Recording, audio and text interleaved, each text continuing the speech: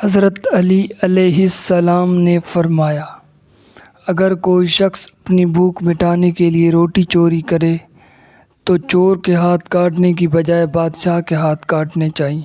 اسی طرح ایک اور جگہ پر حضرت علی علیہ السلام نے فرمایا، 1000 غلطیوں کے باوجود بھی آپ اپنے آپ سے پیار کرتے ہیں تو پھر کیوں کسی کی ایک غلطی پر اس سے اتنی نفرت کرتے ہیں؟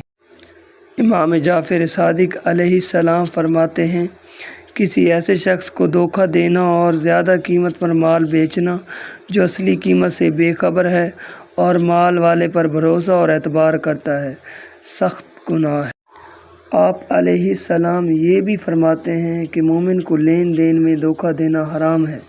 ایک اور روایت میں آپ نے فرمایا کہ جو تجھ پر اعتبار کرتا ہے اسے دھوکہ مت دینا، کیونکہ اسے دھوکہ دینا حلال نہیں۔ حضور اکرم صلی اللہ علیہ وآلہ وسلم نے فرمایا، جو لوگ میانہ روی اختیار کرتے ہیں کسی کے محتاج نہیں ہوتے۔ اور اسی طرح حضرت علی علیہ السلام نے فرمایا، دولت اور اختیار ملنے سے انسان بدلتا نہیں بلکہ اس کا اصلی چہرہ سامنے آ جاتا ہے۔ حضرت محمد مصطفیٰ صلی اللہ علیہ وآلہ وسلم نے فرمایا، حسد نیکیوں کو اس طرح کھا جاتا ہے جیسے آگ لکڑیوں کو بھسم کر دیتی ہے۔ حضرت علی علیہ السلام نے فرمایا، وقت، دولت اور رشتے یہ وہ چیزیں ہیں جو ہمیں مفت میں ملتی ہیں، مگر ان کی قیمت کا تب پتہ چلتا ہے جب یہ کہیں کھو جاتی ہیں۔ حضرت محمد مصطفیٰ صلی اللہ علیہ وآلہ وسلم نے فرمایا، جو چیز تم اپنے لیے پسند نہیں کرتے کسی مسلمان کے لیے پسند نہ کرو۔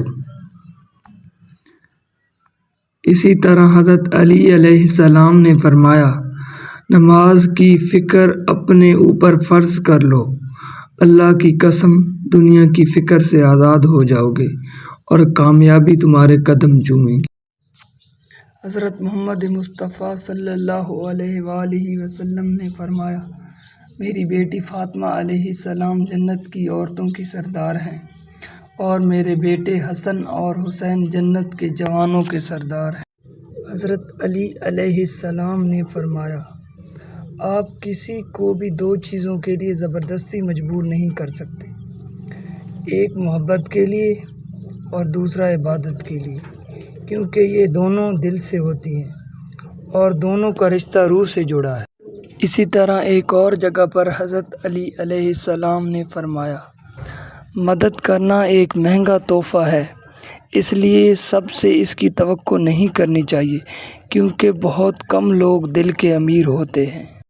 حضرت محمد مصطفیٰ صلی اللہ علیہ وآلہ وسلم نے فرمایا، جو شخص جوانی میں شادی کر لیتا ہے تو شیطان چیخ اٹھتا ہے، ہائے افسوس، اس نے مجھ سے اپنا دین بچا لیا۔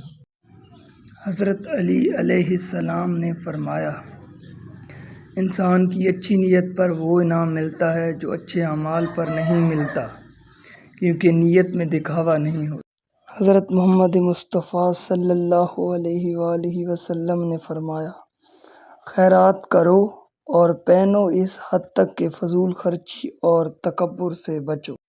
حضرت علی علیہ السلام نے فرمایا، مومن وہ نہیں جس کی محفل پاک ہو بلکہ مومن تو وہ ہے جس کی تنہائی پاک ہو۔ حضور اکرم صلی اللہ علیہ وآلہ وسلم نے فرمایا، دینے والا ہاتھ لینے والے ہاتھ سے بہتر ہے۔ حضرت علی علیہ السلام نے فرمایا، صرف 2 لوگ مقدر والے ہوتے ہیں، ایک وہ جنہیں وفادار دوست ملتے ہیں اور دوسرا وہ جن کے ساتھ ماں کی دعائیں ہوتی ہیں۔ حضور اکرم صلی اللہ علیہ وآلہ وسلم نے فرمایا، دینے والا ہاتھ لینے والے ہاتھ سے بہتر ہے۔ حضرت علی علیہ السلام نے فرمایا، زندگی میں خود کو کبھی کسی انسان کا عادی مت بنانا، کیونکہ انسان بہت خود غرض ہوتا ہے، جب آپ کو پسند کرتا ہے تو آپ کی برائی بھول جاتا ہے اور جب آپ سے نفرت کرتا ہے تو آپ کی اچھائی بھول جاتا ہے۔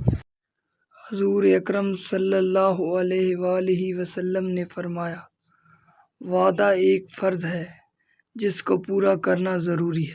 حضرت علی علیہ السلام نے فرمایا، صرف دو لوگ مقدر والے ہوتے ہیں، ایک وہ جنہیں وفادار دوست ملتے ہیں اور دوسرا وہ جن کے ساتھ ماں کی دعائیں ہوتی ہیں۔ حضرت محمد مصطفیٰ صلی اللہ علیہ وآلہ وسلم نے فرمایا، جو چیز تم اپنے لیے پسند نہیں کرتے کسی مسلمان کے لیے پسند نہ کرو۔ حضرت علی علیہ السلام نے فرمایا، تین چیزیں ایمان کو تباہ کر دیتی ہیں: امیروں کی محفل، عورتوں کی صحبت، جاہلوں سے بحث۔ حضور اکرم صلی اللہ علیہ وآلہ وسلم نے فرمایا، جو شخص بڑوں کی عزت نہ کرے وہ ہم میں سے نہیں۔ حضرت علی علیہ السلام نے فرمایا، کامیابی حوصلوں سے ملتی ہے، حوصلے دوستوں سے ملتے ہیں، دوست مقدروں سے ملتے ہیں اور مقدر انسان اپنے خود بناتا ہے۔